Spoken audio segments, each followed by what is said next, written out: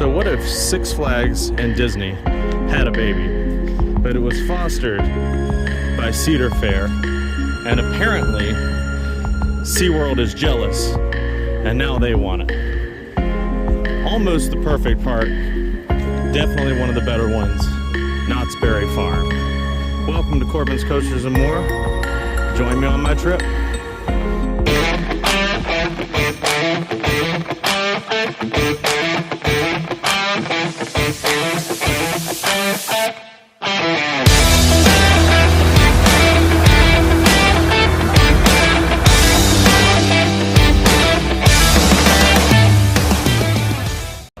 Surprise to me and to you, I'm actually going to Knott's Berry Farm today.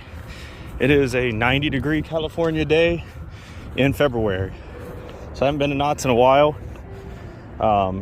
Decided to ride Ghost Rider again. Accelerator was broken when I came last time, so decided to ride that for the first time. And should be a good time. It's a weekday. It's a, Wednesday? So shouldn't be that bad, busy-wise. So this was a complete surprise trip for me. And I may be able to come back later in the week as well. So interesting. I'm very happy to say my day started really well already. In California, no masks required except when inside.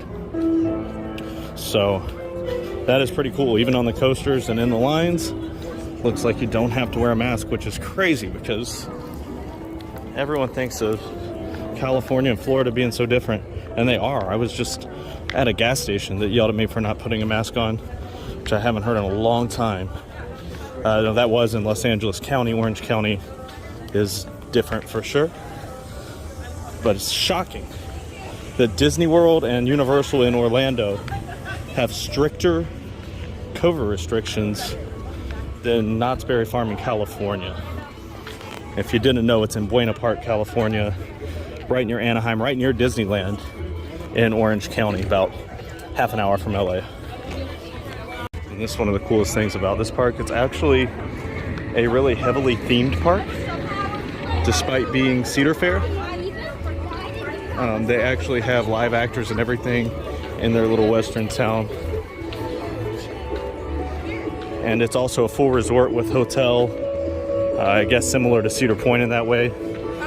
But this is definitely, I mean, you can tell they're trying to compete with Disney right down the street, basically. And they do a good job. But it looks like, I'm going to start with Ghost Rider. This thing's a beast. It's one of the biggest wooden coasters. It is huge. It might look a little bit big on video. It looks massive in person. I think it's 170 feet. No, it's not. It's 109. But it looks a lot bigger. This is the queue for Ghost Rider. Nobody in line, hardly. Almost a walk-on. That is crazy. Got extremely lucky. It is my top CCI, and I do have it ranked 26 out of all my coasters. Out of what right now is 205, I think, and I'm gonna get one more today, hopefully. But so yeah, really good. The second half really takes you by surprise. The first half is honestly kind of lame, but the second half makes up for it. A little bit rougher than I remember, but I'd say this is worth. I mean, this ride makes the trip worth it, but I'm gonna see if Accelerator is better later. Silver Bullet's next. One of B&M's smaller suspended coasters. This one actually has wait time posted, whereas Ghost Rider did not, surprisingly. But as you saw earlier, I don't think I'm gonna have to worry about it. They are running it with single train ops today, but still I only had to wait one train, even for the back seat. This one is better than I remembered. Actually, one of the more intense inverted B&Ms. Pretty compact. Definitely better than one of the Batman clones. Definitely not Montu. You don't get the same speed, but you do get the same actually more intensity on this than you do on Montu and Busch Gardens. So I don't know what's different about it this time. I only rode it once before. I had it ranked 87th overall. And I just moved it up to 46th ahead of Rock and Roller Coaster. And just behind Wonder Woman's Lasso Coaster. I mean, that helix especially, super intense. You got the inline roll, the loop, the bat wing on the end. Never really slows down until the end. Uses the compact space really well. So, I don't know. I mean, I'm sure the heat helps today. And it was a full train. But I came before COVID, so the full train thing wasn't an issue. Interesting.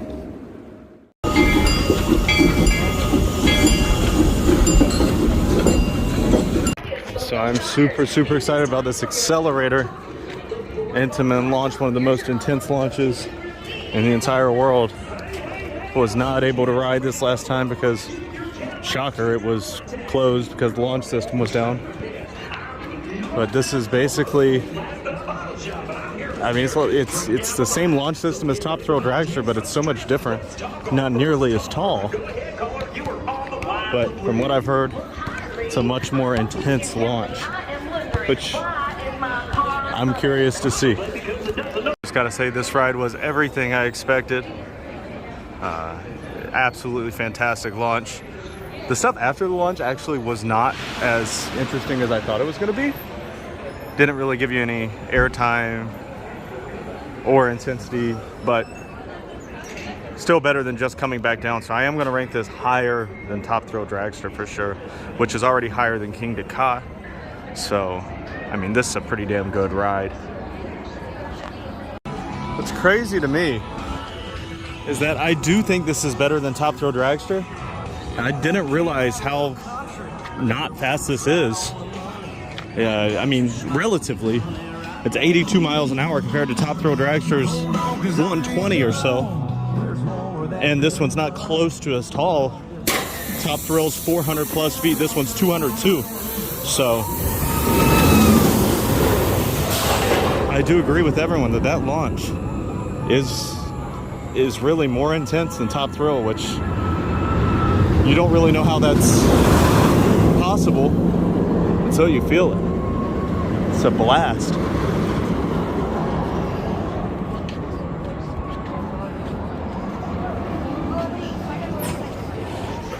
Single train hops though, but still a walk on.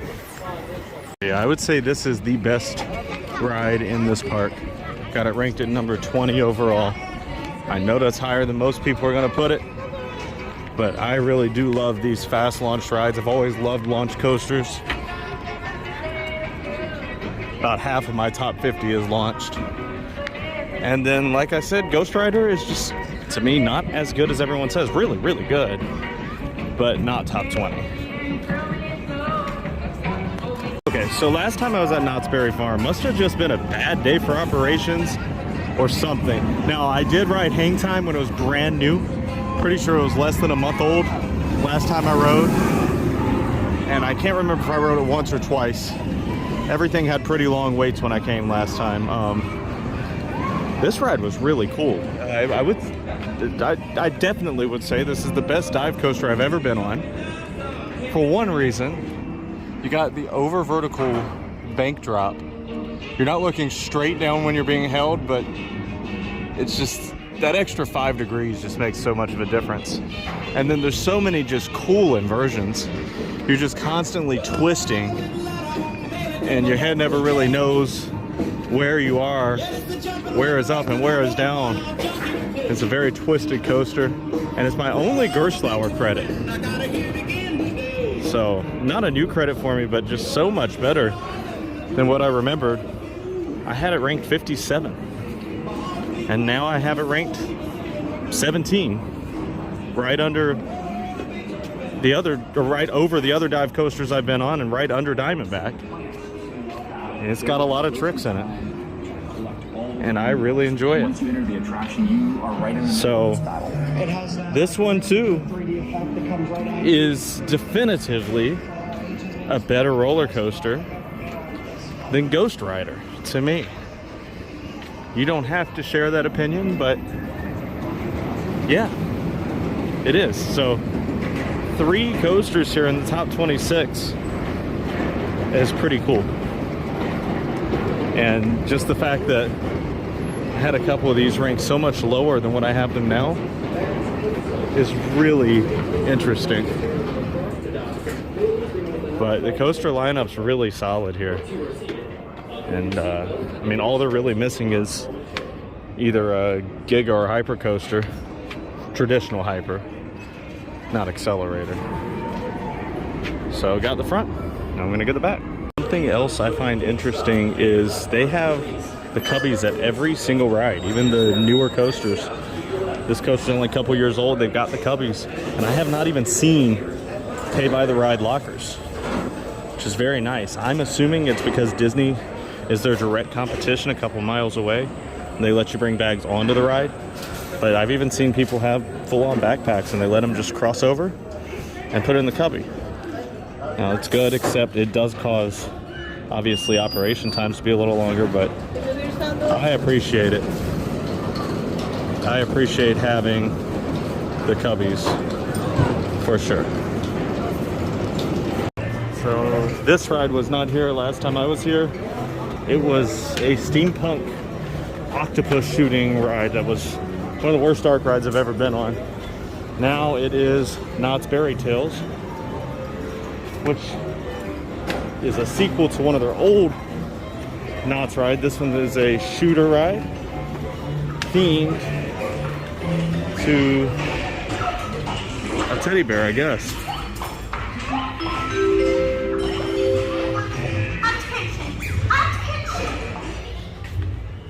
May I have your attention, please? So it's kind of cool that they have a couple legit dark rides here. They've got this in the Calico Mine train. They also have a regular train, and they have a well-themed log flume. So a few interesting things here that you don't normally get at a Cedar Fair park. I'm so excited I can hardly bear it.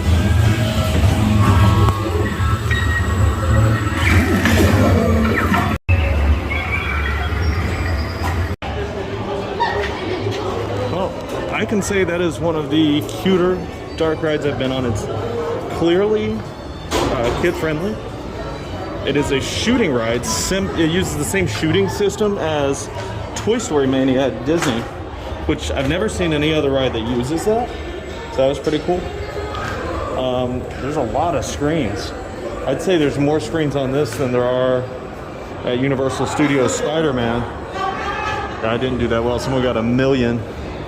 I was at about 100,000. To be fair though, I did not see the 3D glasses. I found out at the end that I'm the dumb one, and they were giving them out. I just did not find them. But yeah, almost everything on the entire screen is shootable and gives you points. The smaller stuff seems to give you more. I do kind of like too how some of these little foxes run around with pies on their head, and essentially if you get a headshot, you shoot the pie off their head, you get a bonus. So that's pretty cool. Characters from the ride. This is definitely one of the better themed rides, not at Disney or Universal property that I've ever seen. And I appreciate it. I do. It's a lot better than what was here before. There are also physical attributes, physical sets. There's a thunder room where there's lighting and sound effects. There's one place where it simulates a fall with some wind. So there's some pretty cool stuff on that ride.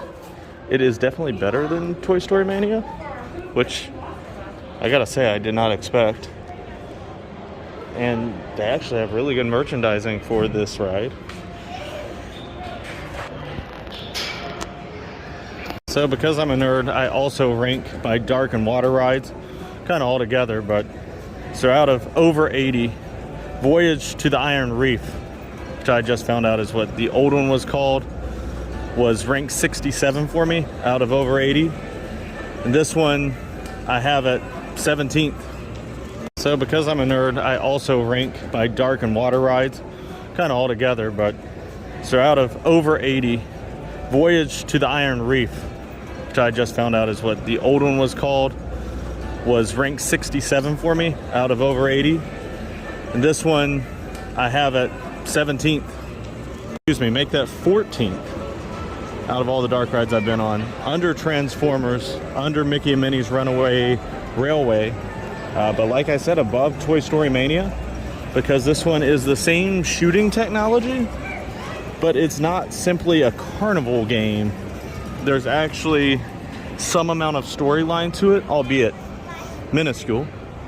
And there's original characters, and you can tell they put a lot of work into it, especially for it to be done mostly in-house. And just the fact that it replaced something that what really wasn't that good. It was just an air-conditioned ride. This actually competes with Disneyland in a lot of ways, and I really enjoyed the ride. And I'm going to ride it again probably with 3D glasses if I come back in a couple days. Pony Express is one of the more unique coasters anywhere. It's actually a you ride what looks like a horse, and it's a launched little family coaster, but you sit forward like you're riding a horse. It's actually a lot of fun. Yeah, it's a Zamperla family moto coaster. So essentially these are motorcycles, but with a horse facade on them. But about to ride this one, and maybe this is another one that'll move up my list. A little more doubtful. It's a nice, average, fun filler coaster that is unique. That is actually the perfect in-between for a family coaster that anybody can enjoy. That's how the restraints are. Different than I've seen on any other coaster.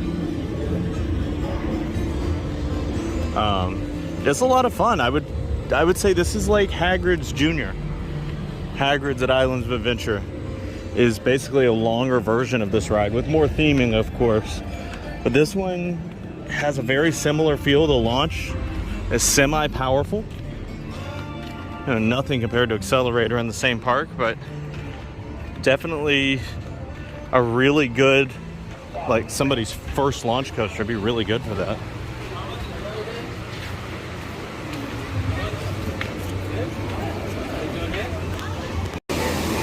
Even their Rapids has theming. Actually pretty good theming. I rode this last time. Unfortunately though, the sun's going down right now, so not about to get soaked.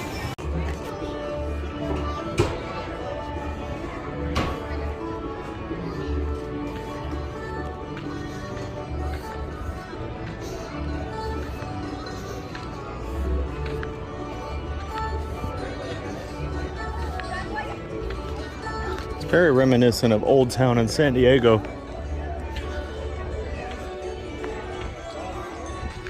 Some very realistic Old West stuff. And I know on a lot of days there are actually artisans here who can, you know, they blow fresh glass and make signs, that kind of stuff. Yeah, they've got like old schoolhouse. They got a little museum here.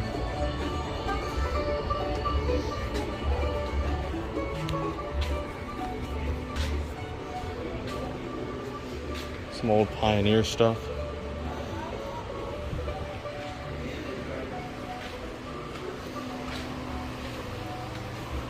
Old saloon piano. Stuff's actually really cool.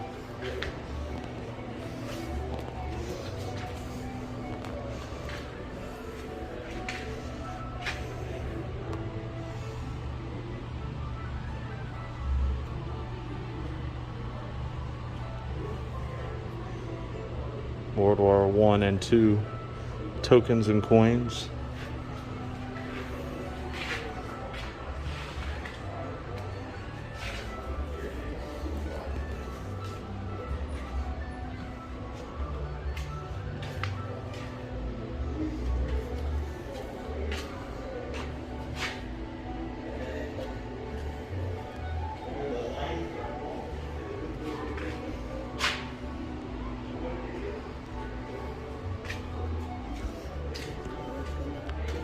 Definitely not what you see in your normal theme park.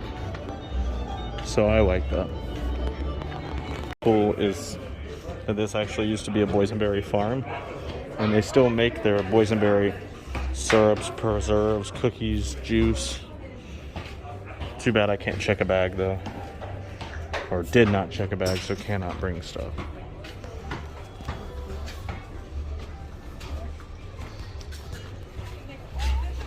Yeah, what other theme park has homemade dressings and jams?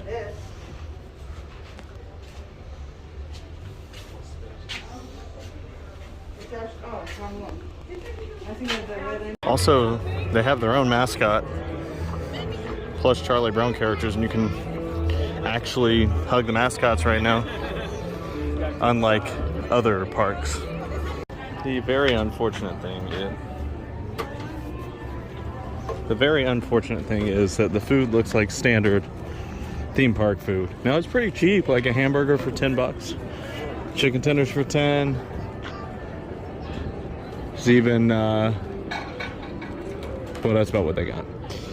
But yeah, pretty much chicken tenders, burgers, salad, and the chicken tenders look very sad. But for a theme park, the prices are pretty cheap. Actually, for not a theme park in the state of California, where minimum wage is 15 bucks an hour, yeah, $10 for a cheeseburger, even a low quality one, is not that bad. So, be that what it is, I'm not paying any amount of money to eat a lunch cafeteria style hamburger or tenders. I find it very interesting that Sierra Sidewinder is in Planet Snoopy or Camp Snoopy, because from what I remember, it's a pretty intense spinning coaster. Unfortunately, with single train ops, it's gonna be like a 30+ minute wait. So I am not doing that. Maybe if I come back later this week, maybe I'll ride it again. All in all, I really enjoyed my day here. I have only been here like 3.5 hours, and I rode all the good coasters twice, and most of the kind of good coasters at least once. I just didn't ride Sierra Sidewinder and Jaguar. Also rode a dark ride.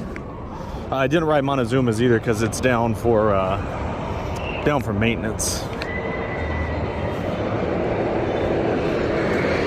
But this park has a great lineup, and having the dark ride was good too. I would have ridden the log flume because they have probably the best log flume outside of, you know, Orlando. And I would say this is one of the best themed parks. I'd say it's a step above SeaWorld Orlando. You know, it's not Universal. It's not Hollywood Studios. But, man, the individual lands are all well themed, even Snoopy. I mean, look, you can tell it's Camp Snoopy.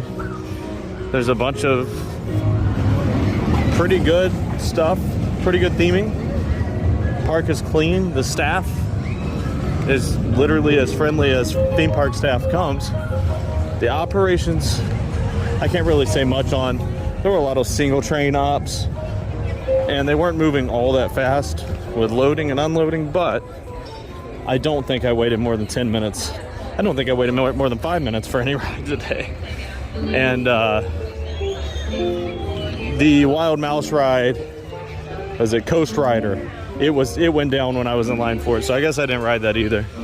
But I do plan on coming back in a couple days for another half day at the park.